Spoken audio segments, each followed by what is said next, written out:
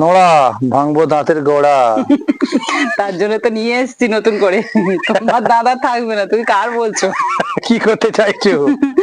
আজকে মানে আগের দিন তো এই শিলনোড়াটা নিয়ে এসেছি, তো দোকান থেকে বলে দিয়েছিল যে এক রাত পুরো জলের মধ্যে ভিজিয়ে রাখতে এই শিলনোড়াটা, তাহলে এর মধ্যে যে ময়লা বা ধুলোবালি গুলো আছে সেগুলো বেরিয়ে যাবে। তার জন্য আমি একটা বড় গামলা নিয়েছি, এই গামলার মধ্যে এই যে শিলটাকে ভিজিয়ে রাখবো। মা না ওরকম ভাবে হবে না, এক সাইড দিয়ে রাখো, হ্যাঁ ওইভাবেই করে দিতে হবে। মানে আজকে ধরো তুমি এরকম রাখলে কালকে উল্টে হবে না। তুই উল্টে রাখবো, উল্টে রাখবো, যাই করে আর একটু রাখো। জল দেবো।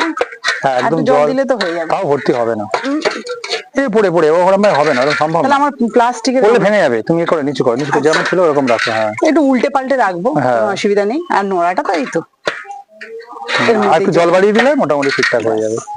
তো দোকান থেকে এভাবে বলে দিয়েছে, তাই তুমি এভাবে দিলে, তাই তো? হ্যাঁ এই দেখো পিছনটাও কি সুন্দর প্লেন। আচ্ছা সিলটা ভালো করে দেখিয়েছিলে কেমন হয়েছে, ওই দিকটা ঘুরিয়ে হ্যাঁ। রাখা না একটু। দেখিয়েছিলাম তো অবশ্যই, যাই সব একটু উঁচু করে দেখি, উঁচু করে দেখি। তোমরা যারা দেখোনি এখনো তাদেরকে আরেকবার ভালো করে দেখিয়ে ডিজাইনটা খুব দিচ্ছি। সুন্দর। এই যে তো শিলটা আর এই যে নোড়া, হুম, দেখতে কিন্তু বেশ সুন্দর আছে, তাই না? খুব ভালো লাগছে। এটা বেলে কি পাথর বলেছে? ঠিক আছে, পাথরের নামটা আমি ভুলে গেছি।